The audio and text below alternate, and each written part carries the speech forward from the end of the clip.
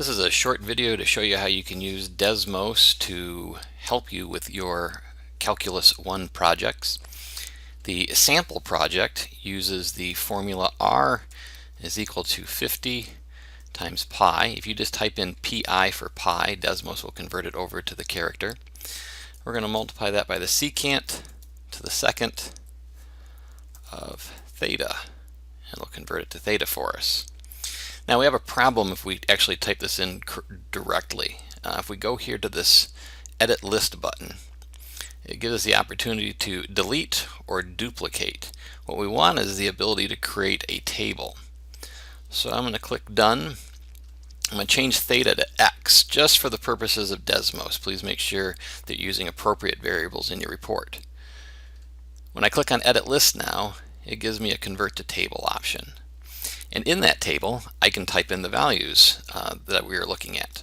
So I can type in, for instance, 0, pi divided by 12, pi divided by 6, pi divided by 4. By the way, these are pi divided by 12, 2 pi divided by 12, 3 pi divided by 12, etc. And we can keep going. And we can fill those in as much as we want. We can get all the values we need. That's how quick and simple it is to use Desmos to help you build a table. You're also asked to create a graph. So what we need to do to create the graph is a couple of things. We're going to go way over to the right hand side where we see the wrench. If we point at it, it tells us we're looking at graph settings. I always like to switch to projector mode just because it makes everything darker, clearer, and easier to read.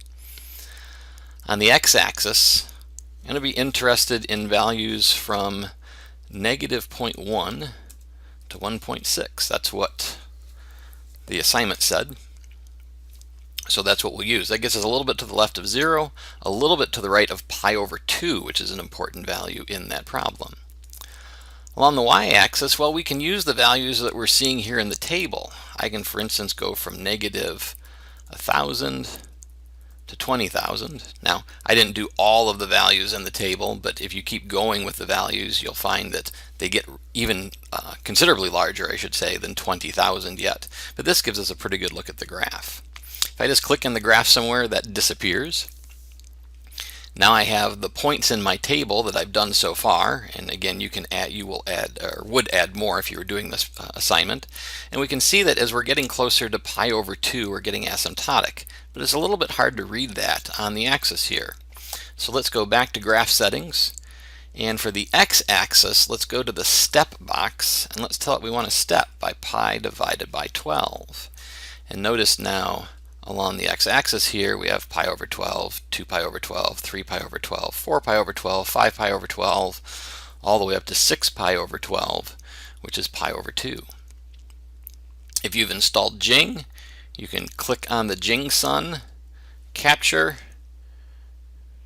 and then you have the ability to come in and capture the graph. Make sure that you're capturing labels on the axes when you do this, and make sure that you get that asymptote there as well. So a capture might look something like this area here, and then Jing will ask you the appropriate questions.